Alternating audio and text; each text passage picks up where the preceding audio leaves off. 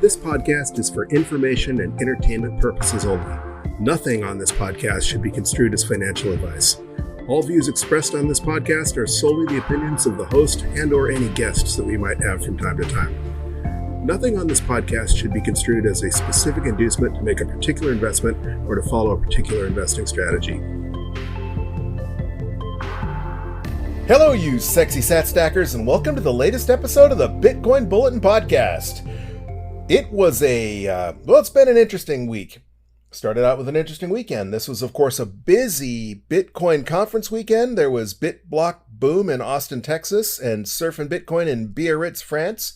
So there was a lot of interesting content associated with the Bitcoin conferences. If you are like me, you didn't get to attend them in person.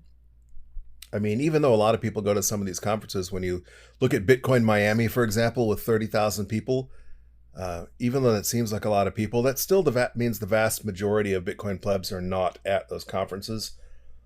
So most of us are living vicariously through, watching either some of the live feeds or the YouTube videos that come out of the conference. We're listening to the recaps of the conference on the podcasts that come out on Monday morning, etc. One thing that often happens, though, is our favorite podcasters all tend to be at the major conferences. So usually there's a lack in original content the week of or the week shortly after a Bitcoin conference. Fortunately, that wasn't the case for Rabbit Hole Recap this year. That was nice. Often Rabbit Hole Recap does their live RHR at the conference, and they don't get around to posting that until, later the next week. So often, Matt and Marty don't get a podcast done on Thursday, but they did. So that was really cool. But other podcasters had their hands full. One of these days, I'd like to make it out to BitBlock Boom. Even though I'm in the United States and it's basically, just drive up to Interstate 10 and then all the way over, right? That's a lot further than it seems. That's more than 1,000 miles from here. Texas itself is a gigantic state. Just driving across Texas takes an entire day. And I'd have to get, I've done the drive, and last time I did so, I split the drive into 2 days, spent the night in New Orleans, and then continued the second half the next day. And that was 2 very full days. So it's not as easy as it might seem, unless I guess you could hop an airliner, take a flight to Austin. But that's just time that a lot of us don't have. And the other reason I don't go to conferences is because, if I don't want to spend $3,000 or $4,000 on a conference when I could buy 1/10 of a Bitcoin for that right now. So I'm getting off on a major tangent. The other major thing going on right now is we had Hurricane Idalia hit Florida. Fortunately, we didn't really get much, if anything, from Hurricane Idalia. It was so far offshore in the Gulf of Mexico that they didn't even get a lot of wind damage in like Tampa, on the Gulf Coast, let alone anything over here on the opposite side of Florida. So we got lucky with the track. And we didn't have any, we had one really, really good storm band blow through yesterday afternoon. It was really cool looking, really dark, really ominous, got some really intense rain for, 15, 20 minutes. And that was it. We had, a few windy spells blow through as the hurricane moved by on the opposite coast. But really, the only thing I have to show for it is one of my potted plants blew over, one of my large plumerias, and it tends to blow over anytime we get any really strong storms around here. So we dodged a bullet, and we did we're getting our stack on time. We're doing our podcast as scheduled. I know I had tweeted out that if the hurricane interfered, that we would do the stack, and maybe the podcast would have to be delayed, because oftentimes, even if we're not where the eye wall hits. For example, the last couple hurricanes that went by, we didn't get a direct hit. The eye wall scraped by within like 30 miles on, Dorian. And we were still without power for a week. So, if there's no cell phone service, no power, no data, no internet, it's kind of hard to do a podcast. But I digress. That was the first real hurricane of the season to kind of affect the United States. And it did do a number on certain portions of Florida. They're really prone to storm surge on the Gulf Coast because the Big Bend area of Florida, it's basically almost a 45-degree angle. I mean, it's rounded off, but Florida makes a 45-degree angle or a 90-degree angle. And as a result, the water that the hurricane pushes ahead of it has nowhere to go. And so they get inundated up there, but they're used to it. So, there was a lot of hype on the Weather Channel and on the news leading up to this, and sure, they did get inundated with storm surge, but considering it was supposed to be a Category 4 hurricane, they got off pretty lucky. We're used to hurricanes here in Florida, so I don't want to say this was not a big deal, but it wasn't as big a deal as it could have been. All right, there's a lot of news to talk to, including the breaking news yesterday. Referenced the Grayscale's lawsuit against the Securities and Exchange Commission. Before we get into all of that real quick, though, I'll look at the vital statistics. Today is Wednesday, August 30th, 2023. Of course, that means it is DCA Wednesday. And at the time of this recording, we are at a block height of 805,504. And the price of Bitcoin is almost $1,000 more than it was last Wednesday. We're currently looking at a US dollar value of $27,280. Or 3,666 sats per dollar, which is kind of basically where we had been all summer, right? We had that drop, whether it was caused by SpaceX or Binance or whatever you blame it on, where Bitcoin dropped down to the upper $25,000 range. But then yesterday on this Grayscale SEC news, it pumped back up to basically right where it's been, in that we're still a little under 28,000. We're significantly under 28,000 at 27,280. But when you zoom out in the grand scheme of things, we're still basically going sideways, which, if you've been listening to this podcast or anyone else who subscribes to the 210,000 block theory, as I've always said, we're going to be in an accumulation phase until the next halving, which will be in April of next year. And traditionally, Bitcoin doesn't retake its all-time high until about 6 months to a year after the halving. So we basically should not be looking at a new all-time high until October or November of 2024, if that happens. Of course, there's always black swans and there's always white swans or golden swans, and if the Securities and Exchange Commission gives in and just approves all these spot Bitcoin ETFs, maybe that will be something that says this time is different, and we get a big pump. But who knows, right? In general, however, we should not expect to see Bitcoin eclipse its previous all-time high until the fall of 2024 or later. And that's good news, because it means we can stack more sats. Because every time Bitcoin hits a new all-time high, I know a lot of you out there start looking at your pile of Satoshis and think, is this enough? Am I too late? Did I miss out? Did I stack hard enough, fast enough? Because now that it's going to be more expensive to buy my sats, it's going to be harder to grow that stack. So don't live through that regret. Make sure that you're stacking as hard as your future self would want you to be stacking. All right, where was I? This current block height puts us 34,496 blocks away from that next halving, and that's currently forecast to occur on April 21st of 2024. So that's been bouncing back and forth between April 20th and April 21st. Of course, we won't know when that halving is going to occur until it actually happens, because it's going to happen at block 840,000, and we know that blocks are supposed to come in on average every 10 minutes, but they don't, right? That's an average, and traditionally they've been coming in a little faster more often than not, because the amount of hash power being added to the network has been increasing. It's been going up and to the right. Kind of like the price of Bitcoin, if you zoom out, the computing power securing the Bitcoin network has been growing almost as exponentially as the price, if not more so sometimes. So it would be reasonable to believe that it will happen no later than April 21st. But, anything can happen. For example, when we met last week, we were looking at a huge difficulty increase, and I'm getting a bit ahead of myself right now, but we're currently looking like the next mining difficulty adjustment is going to be a downward difficulty adjustment instead of an increase.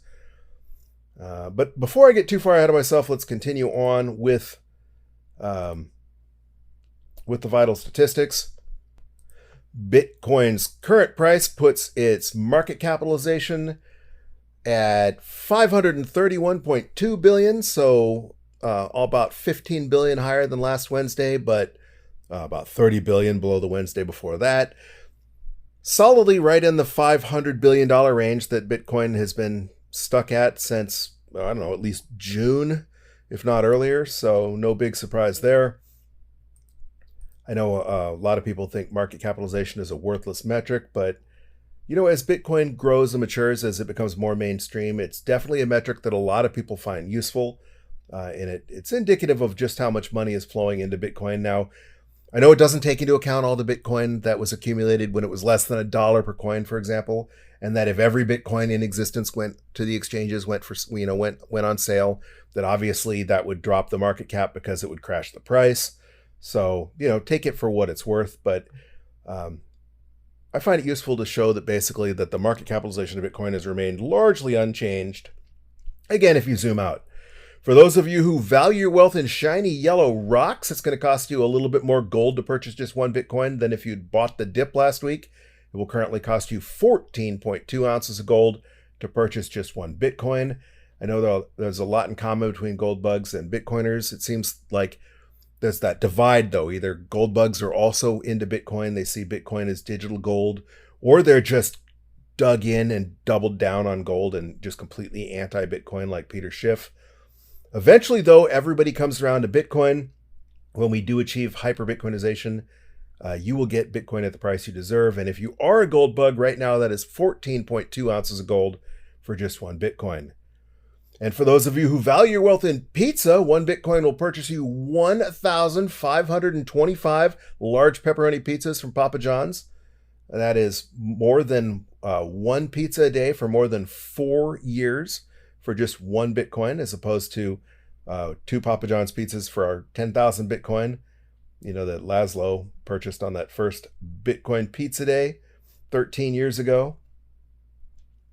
And speaking of purchases and on-chain activity, the mempool is a little more clogged than it was last week. We currently are looking at approximately 46 blocks worth of transactions to clear, at least in Clark Moody's mempool. I know there's a little bit of controversy on that as well, because other mempools have more space allocated to their mempool and are therefore showing more transactions pending potentially. But we've been keeping it consistent. We've been using Clark Moody's mempool, or my mempool on my Umbral node, for the entire history of the podcast. And so to keep it consistent, we're still using Clark Moody's mempool. And he says there's 46 blocks worth of transactions pending in his mempool. That is up from the 42 blocks worth of transactions that were pending the last 2 DCA Wednesdays in a row. So that's indicative of a little bit more on-chain activity. And along those lines, fees to guarantee that your on-chain Bitcoin transaction is included in the next block have gone up as well. Clark Moody's fee estimator is saying that if you want to guarantee your transaction is included in the next block, it's going to cost you a fee of 16 sats per VByte. That is actually agreeing with mempool.space for the first time I can remember. Normally mempool.space estimates are a little bit less expensive, but they're saying that a high priority transaction should also include a fee of 16 sats per VByte. And their lowest recommended fee, even for a no priority transaction, is 14 sats per VByte. So that is up from last week, where they were saying an 8 sat per VByte transaction would be included, relatively quickly in one of the next blocks to be mined. That 16 cents per VByte is still relatively cheap, though. That works out to about 62 cents for a transaction to be mined into the next block in US dollar terms. Still relatively cheaply compared to how much it would cost you to send a wire transfer to use Western Union, for example. That on-chain activity actually is down a little bit from... Well, it's not necessarily down. If you recall, last DCA Wednesday, the site that provides the 24-hour on-chain transaction activity was down, so it was unavailable. But the week before that, we were looking at an average of 6.44 transactions per second on-chain.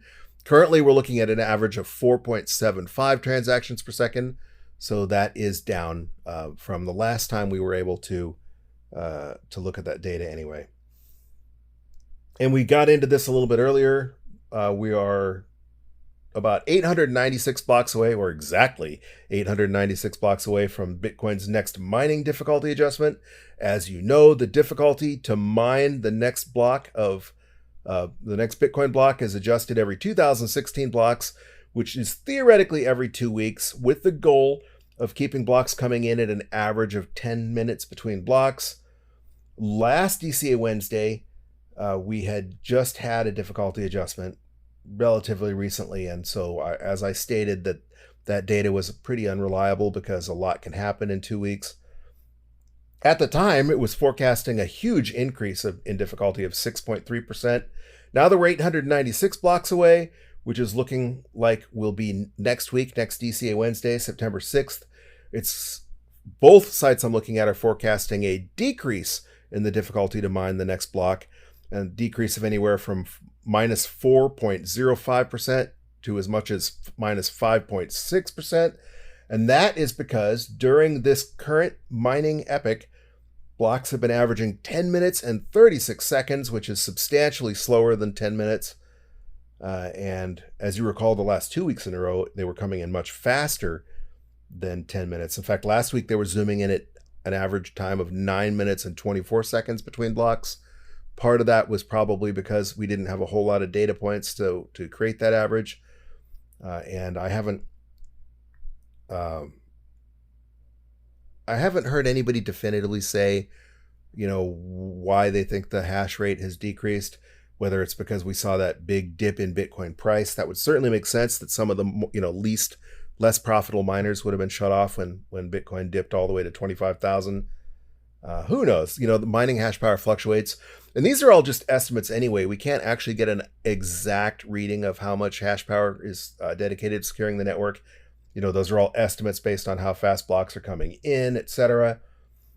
So, sometimes it could just be pure random luck when blocks are coming in faster or slower and not necessarily have anything to do with a change in mining hash power. Real quick, I want to thank those of you who are listening on your favorite podcasting 2.0 apps such as Fountain or Breeze. We do have a boost to read from our longtime supporter Leggy, who sent us another 5,000 sats and sent the message. Well, he said it was a boost and sent the message. I'm having a hard time talking today. I didn't sleep a whole lot. Whenever there's a hurricane coming, I just don't go to bed. I stay up and watch the weather reports come in, the forecasts, etc. Because when you live on a barrier island, you need to be informed, because if the hurricane had made a hard right turn and come our direction, we would have needed to get off the island, potentially. So I just don't sleep. And I know this seems to be like the last several podcasts in a row. I keep saying, I'm having a hard time talking today. I also wrenched my back because I was getting ready for the hurricane and I was moving some things around. And I had a couple of pieces of heavy equipment I had to put in storage. And so I'm actually on prescription painkillers right now too, which might make this podcast even more entertaining. We shall see. They haven't really had time to kick in yet, but if I start getting funky in the next half an hour or so, that is why. There's that podcast out there, High Hash Rate, where they get stoned and talk about Bitcoin, and sometimes their podcasts get really bizarre. This might be the prescription painkiller version if I don't hurry up and get to the point. Anyway, Leggy sent the following boost. It may have been easy in the past, but I think achieving the actual block reward when you learn about Bitcoin is impossible for most of people. I'm pretty sure I will never achieve 6.25. I'm simply stacking as much as possible for my kids' future. Leggy is exactly right, and he's referring to when I was talking about how the common theme in podcasts last week, a theme that was popping up over and over again, was how much Bitcoin do you need to retire?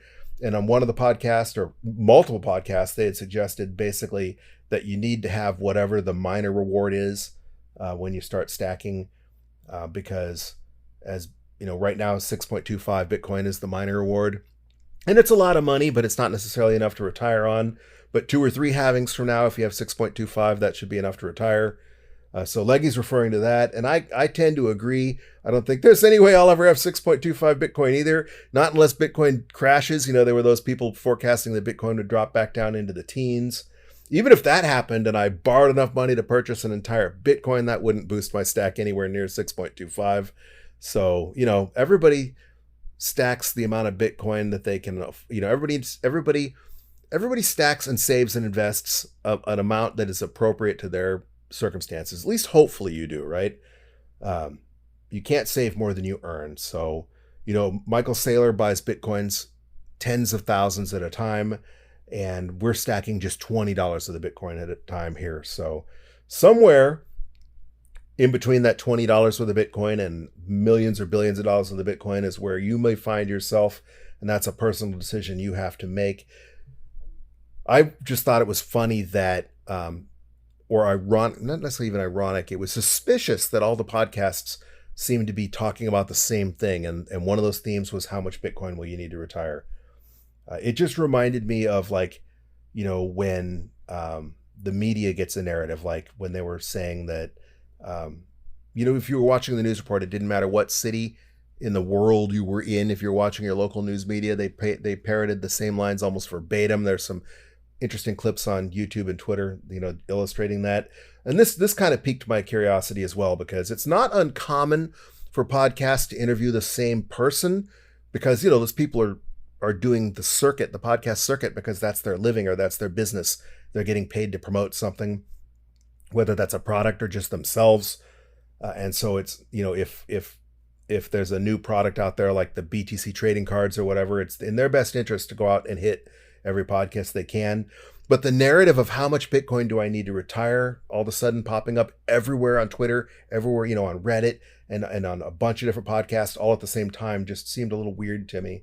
And that's what Leggy is referencing, was that portion of the podcast last week. So if you didn't listen to last week's podcast, as soon as we're done stacking, go back and listen to it, and maybe you'll agree with me. But I agree with you, Leggy. I do think that achieving the actual block reward is pretty much impossible for the average person. So we're just going to stack as many sats as we can, and hopefully that will be enough that we aren't left out when Bitcoin becomes the next global reserve currency. Speaking of listeners all over the place, our geographic distribution of listeners has remained exactly the same.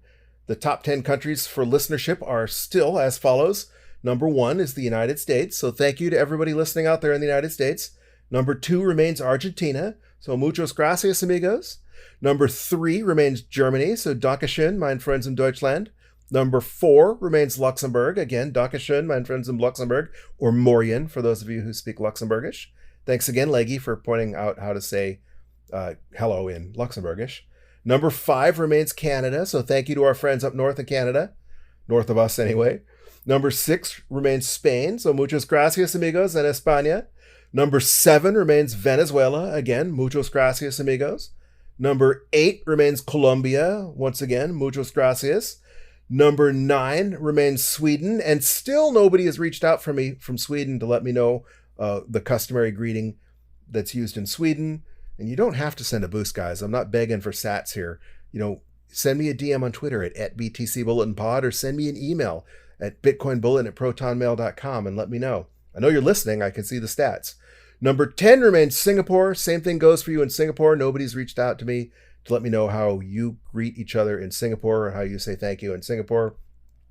Send me that DM, send me an email, or heck, send me a boost, whatever you feel is appropriate.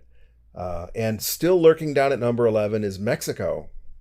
So thank you to everybody, regardless of where you're listening from. It is cool to see that we have an international audience for sure.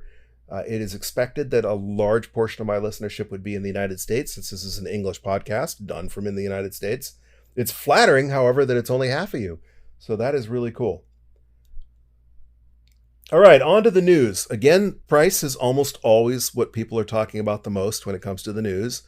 And I'd say Bitcoin popped, the price popped, but we kind of had that inverse BART. The price of Bitcoin had dropped all the way down to the $25,000 range.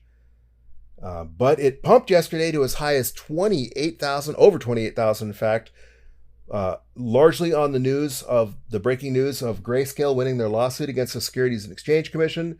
It's since settled down a little bit to where it currently is at about $27,280. And if you are living under a rock or have not heard, Grayscale was suing the Securities and Exchange Commission because the SEC had blocked their bid to turn their Bitcoin investment trust into an ETF, which basically was almost just kind of a semantics thing. It's already a fund that, is based on physical Bitcoin held in custody. They just wanted to be, instead of a fund, an exchange traded fund where you could buy and sell your shares on the stock market like a stock. The Securities and Exchange Commission blocked that. They sued and they won. Now, the court victory doesn't mean they get to automatically become an ETF, but the court ruling itself was a pretty big smackdown on the SEC. The judges It was a 3-judge panel, and they did not hold back any punches. They said the ruling was arbitrary and capricious.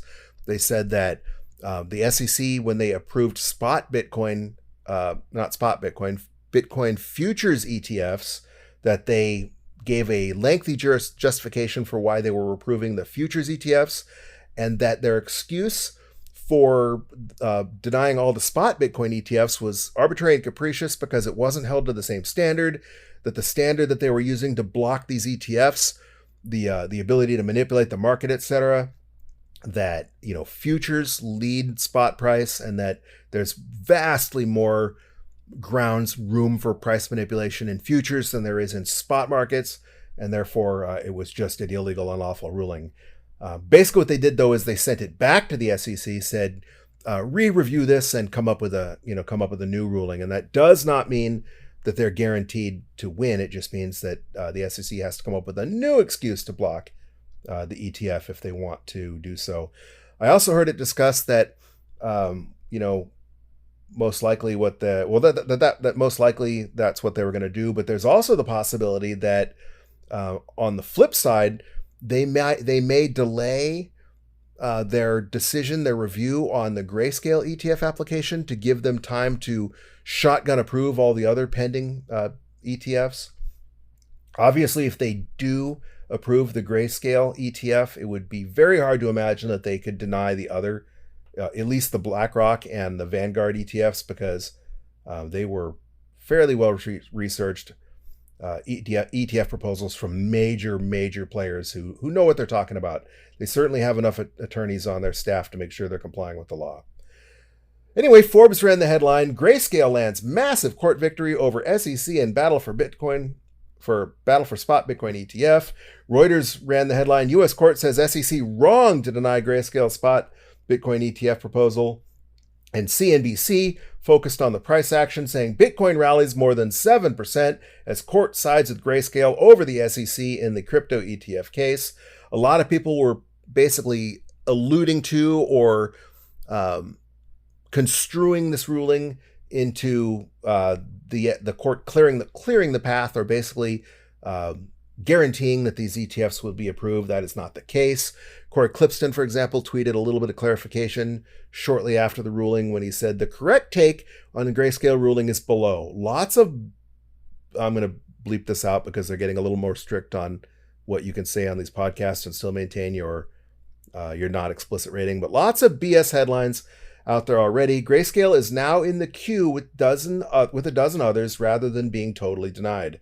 And he's reposting what Dylan LeClaire had posted, where it says, Grayscale wins lawsuit against SEC. DC Circuit Court of Appeals is vacating SEC's denial of GBTC's conversion into an ETF. GBTC is automatically converting into an ETF, however. I guess it does not mean GBTC is automatically converting into ETF. Then he posts the opinion filed by Circuit Judge Rao, R-A-O. It says, he highlights or red boxes. We agree the denial of Grayscale's proposal was arbitrary and capricious because the commission failed to explain its different treatment of similar products. We therefore grant Grayscale's petition and vacate the order.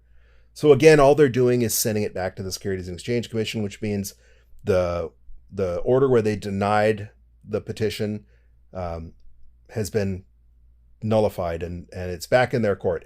The same thing happens with appeals courts all the time in other rulings where, let's say someone gets convicted of a crime and they appeal it, and it goes to the Supreme Court or the Ninth Circuit Court of Appeals, and they win the appeal, but it doesn't mean they're not necessarily not guilty. They send it back to the court and say, make a new ruling, try this again, not set them free necessarily. Speaking of the legal system, CoinDesk's main banner headline right now anyway, is Sam Bankman-Fried lawyers, quote, need him out of jail ahead of the trial, they tell the judge. The former FTX CEO turned criminal defendants team said they have no faith in the prosecutor's claimed efforts to address his jailhouse woes. Basically, his jailhouse woes are he's restricted to using his internet and he's not being fed vegan food. Oh, and he's not being given enough Adderall. Boo-hoo. The reason Sam Bankman-Fried is in jail is because He was let out of bail, living a cushy life at his parents' mansion in California, and he could not resist tampering with the case. He leaked his ex-girlfriend's diary to the media. She, of course, is the star witness against him. That is jury tampering as plain as day. If you're out on bail and you start trying to intimidate witnesses, not jury tampering, sorry, witness tampering. If you're out on bail and you start trying to intimidate the witnesses who are supposed to testify against you, you're going to have your bail revoked 99.99% of the time. The only time you're not is if the judge is just insane, not following the rules, or corrupt. Who knows why a judge would not? Because the judge's overriding goal here is to guarantee that justice prevails and that there's a fair and impartial trial. And you can't have a fair and impartial trial with witnesses being intimidated. And I don't know about you, and I'm not a girl. I never have been, but I know enough women in my life that I know they take their diaries pretty seriously, and they don't want them to be published in the newspaper. And psychologically, having their ex-boyfriend,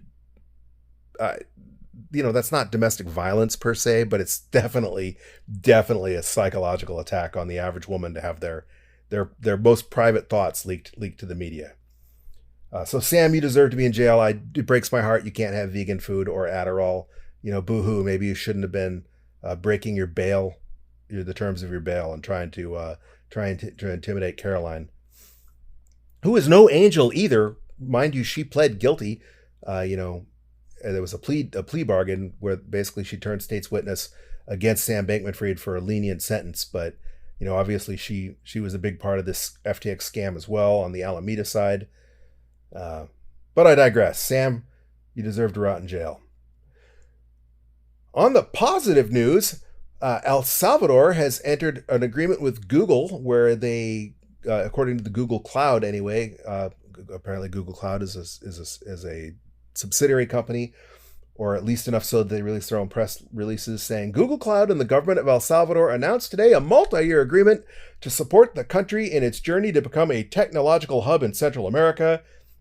U.S. News and World Report ran the headline, Google Cloud to open office in El Salvador in 7-year partnership. The article goes on to say Google Cloud and the government of El Salvador announced a multi-year agreement on Tuesday, just yesterday, that will establish an office and deliver Google distributed cloud services in the Central American country, Google Cloud said in a statement, which we just read. The 7-year strategic partnership, pending legislative approval, will focus on the areas of digital government, healthcare, and education. This is the sort of thing you would have expected based on, if you recall back in March, Nayib Bukele proposed a law to basically exempt tech companies from taxes. I do believe that law would definitely include Google Cloud, so it's a smart move for them to move there. In addition to helping El Salvador, it's going to help Google at least avoid some taxes on their overseas income. Back on March 23rd, Reuters ran the headline, El Salvador president readies bill to eliminate taxes on tech. The article says El Salvador's president, Nayib Bukele, said on Thursday he will send to the country's Congress next week a bill to eliminate all taxes on technology innovations, as well as computing and communications hardware manufacturing. Quote, next week, I'll be sending a bill to Congress to eliminate all taxes, income, property, capital gains, and import tariffs on technology innovations such as software programming, coding, apps, and AI development, he said on Twitter. The tax cut would also encompass computing and communications hardware manufacturing, Bukele added. So, in addition to making Bitcoin legal tender, Nayib Bukele's been doing some really smart things, trying to bring tech to El Salvador. Of course, Bitcoiners tend to be tech enthusiasts, tech savvy. Bitcoin is a technology in addition to a language and a money. So that makes sense. That law, of course, was later passed. It became law in April.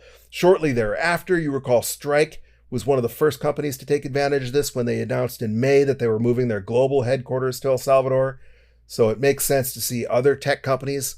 I mean, it makes sense that instead of being in a place like the United States, and especially in, like, say, California, where you're taxed by both the country and the state on billions of dollars, that you would want to at least dip your toes in the water and give a country a try where you're going to be able to make your profits tax-free. Speaking of money, we learned just the other day that in addition to their Bitcoin ETF filings, BlackRock is a major player in the commercial Bitcoin mining industry. There are multiple headlines out there. For example, one on Finbold saying BlackRock is a major shareholder in 4 of the 5 largest Bitcoin miners. The article goes on to say that BlackRock has purchased 10,749,369 shares in Riot, which works out to 6.14% ownership of the company. They purchased more than 10 million, almost 11 million shares of Marathon, which gives them 6.44% ownership value in Marathon. They have ownership stakes in TeraWulf, and I'm spacing on the other mining company as well, but there are lesser ownership stakes. For example, TeraWulf, they only own 2.28%. But this shows you that BlackRock is confident in the mining industry. You know, there's that FUD out there, especially around the halving, where people talk about the miner death spiral, where miners are going to no longer be profitable when the miner reward gets cut in half. Well, the smart money, the big money, at least on Wall Street, is apparently disagreeing with that FUD, because they wouldn't be dumping hundreds of millions of dollars. In fact, $411.54 million into Bitcoin mining companies if they thought that they were a risk, if they thought that there was any chance that these mining companies were going to go out of business in April. I seriously doubt BlackRock would have dumped $411 million into large ownership stakes. 6%, that's less than 10%, which is kind of a magic number, because in a lot of industries, if you own 10% or more of a publicly traded company, that subjects you to additional regulations and disclosures. So by staying under 10% ownership, you avoid a lot of that. But 6.4% is a lot.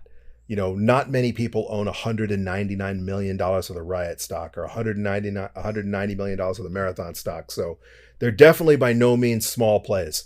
And that's a big vote of confidence from institutional money in Bitcoin. It also shows that BlackRock is very interested in all things Bitcoin, not just their ETF, which a lot of people could argue was, yeah, they're not really Bitcoiners, but it's a product. They can sell it to people. They can make a buck, right?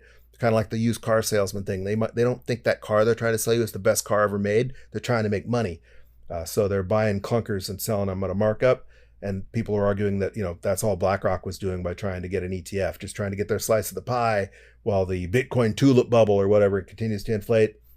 This shows that's not the case, because if they thought Bitcoin was a bubble, if they thought Bitcoin was a scam and that was something that was going to go away, not something that's here to stay, they wouldn't be investing in the top 4 commercial miners. So that's pretty big news, in my humble opinion. I think that's bigger news than, more significant news, more signal, less noise than the whole ETF speculation thing. Now, the ETFs being approved would drive a lot of normie money into Bitcoin, but this is fundamental news. This speaks to the strength, the resilience, the staying power, the potential, that there's big money out there that thinks that Bitcoin is the future, enough so that they're willing to dump $411 million into it, in addition, to pursuing their exchange-traded funds. Speaking of FUD and insanity, the oh my God, this time is different FUD is out there as well.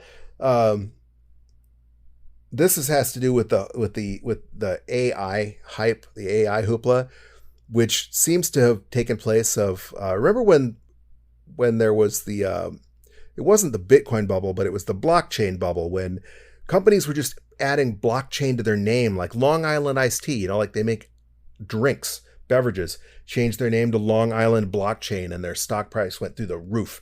And everybody was doing that. It was all blockchain all the time. People were just saying the word blockchain. Companies were they're all coming out with blockchain solutions, and their valuations went through the roof before that bubble kind of popped. Currently that's happening with AI right now. Every company is wanting to showcase how they're involved in AI, and maybe AI is going to be the future, right? Maybe it is going to take away jobs, but not just every company that sticks AI or says we are AI focused or AI centric is going to be the winner of that race. So anyway, according to the media, that's the case, however, because, for example, Yahoo Finance read the headline, "Why the AI spending boom won't be like the 1990s tech bubble.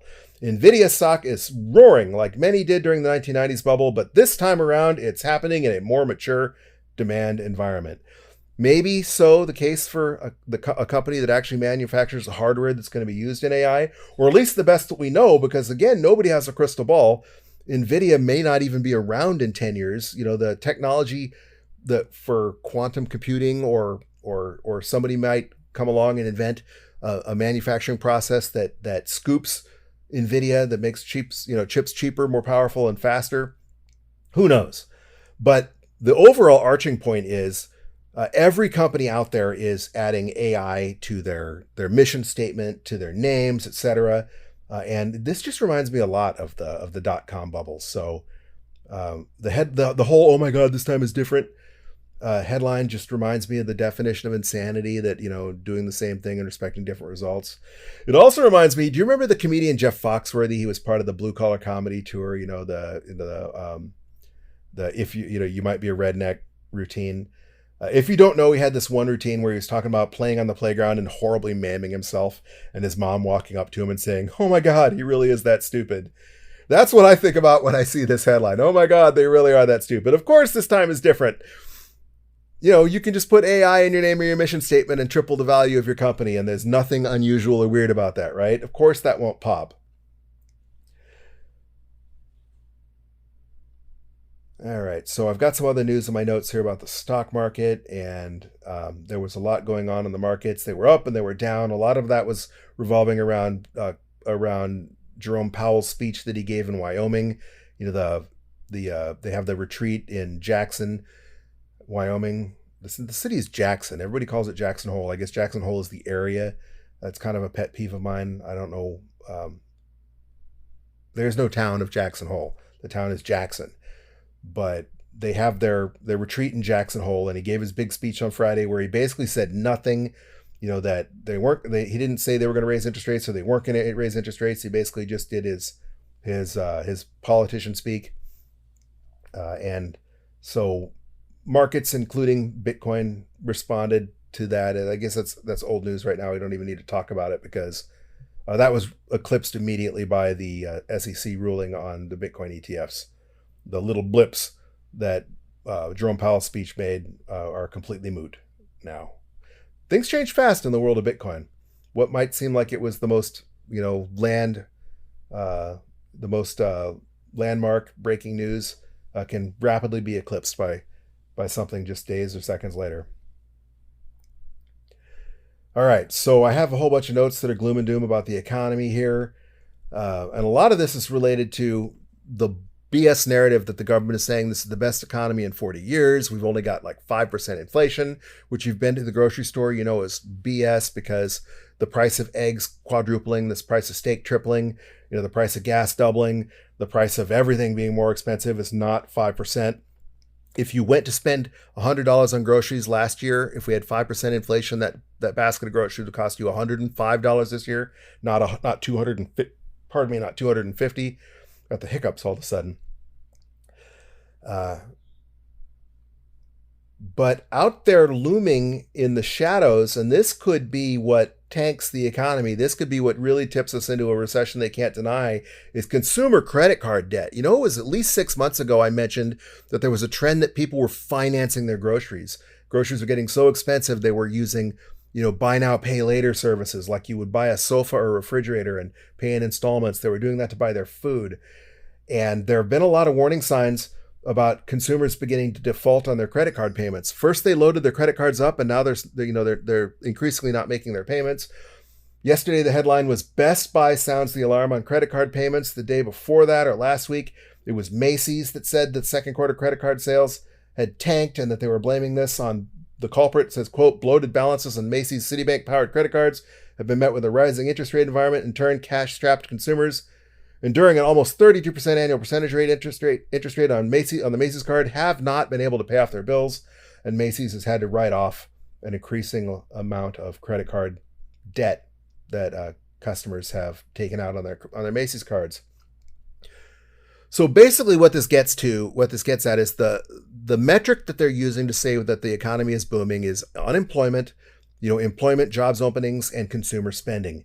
And when you are measuring consumer spending in an inflationary environment, well, obviously, initially, consumer spending is going to go through the roof, because just because your grocery bills doubling doesn't mean you're not going to eat, right?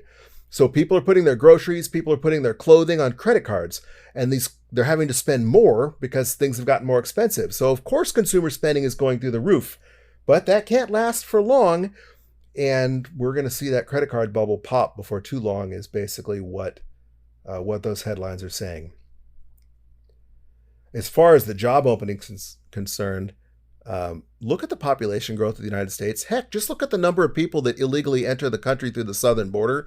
It's hundreds of thousands of people a month. So when they say the country added 110,000 jobs last month, but we had 200,000 immigrants come into the country, that's actually fewer new jobs than the population is expanding, which means the percentage of jobs per citizen or per person living in the United States is actually decreasing.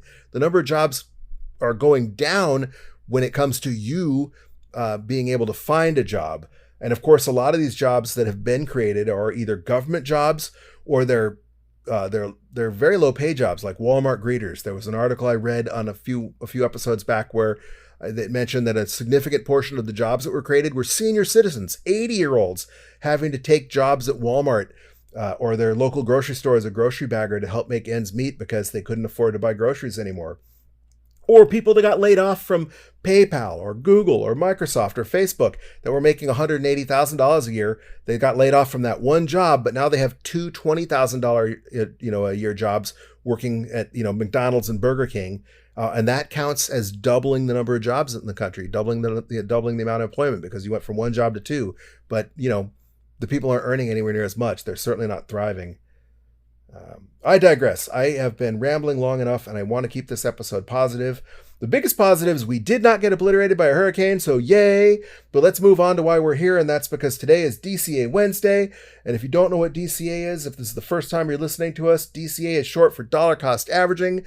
And dollar cost averaging is an investment strategy where you invest your money in equal portions at regular intervals, regardless of price. For example, this is going to be our 110th stack. We've been stacking more than 2 years now. We started stacking every Wednesday, which is our regular interval, all the way back on July 28th, 2021. So far, we've stacked 109 times, converting 2,180 stinking fiat dollars, including $48.60 in fees, into a stack of 7,551,308 sats, at an average purchase price of $28,869.17. So we are currently running a little bit of a loss right now, which I heard on, I think it was Cafe Bitcoin on Monday.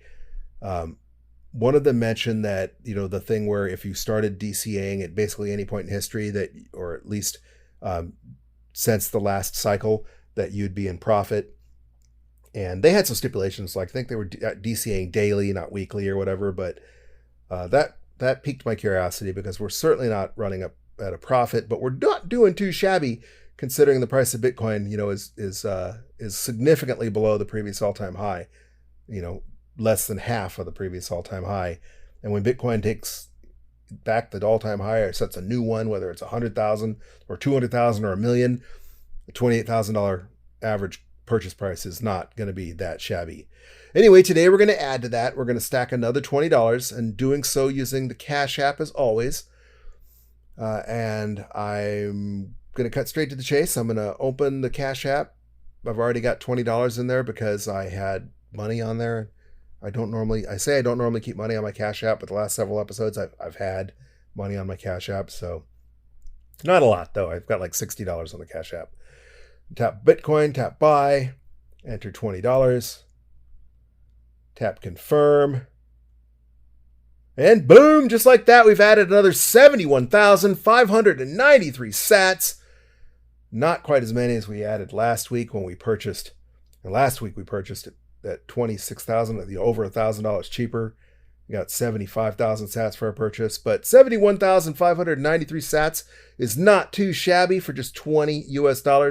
That brings our stack total now to 7.6 million sats, 7,622,901 sats, and it knocks that average cost basis down just a little bit. Our average purchase price is now $28,860.40, so it lowered our average purchase price by $8.77. that is nice to see. That's the second week in a row we've knocked that average cost price down a tiny bit. It had been trending up when Bitcoin was, in the $28,000 to $30,000 range. All that really matters is that we continue to grow that stack. For example, if Bitcoin does go to the moon one day, if Bitcoin hits that $1 million per coin rate, Hal Finney forecasts that Bitcoin will hit $10 million a coin one day. But even if it's only a tenth of that, even if it's only $1 million of Bitcoin, that stack would be worth $76,229.01. And that is not too shabby for, an investment of just a little over $2,000. Even if Bitcoin, say that hits $100,000 next fall or the fall of 2024, that $2,180 would have been turned into $7,622.90 for the Bitcoin. None of that, of course, should matter because you should be living on a Bitcoin standard. One day, I firmly believe you will be living on a Bitcoin standard. So you should be looking at the size of your stack in sats, not the value of your stack in fiat. But I digress. Real quick before we finish up, I would want to reach out and ask you to follow us on Twitter. On Twitter, we are at BTC Bulletin Pod. If you're from, Singapore or any country that we haven't given a shout out to, it would be great to hear from you. Let me know how you say hello or thank you in the language that you speak in the country you're listening from. And you can do that by DMing me on Twitter at BTC Bulletin Pod. Of course, following us on Twitter, increasing our Twitter subscriber follower count helps more people find out about this podcast because the algorithms serve you your Twitter feed based on, things like how many people are subscribed to the channel. If you're subscribed to the channel and it bumps high enough up in the algorithm that it starts promoting this content to other people you're following or other people you've interacted with, you might help orange pill somebody that you previously hadn't, helped orange pill. So that would be really cool.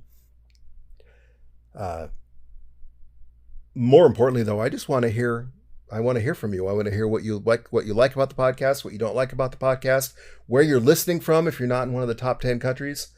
If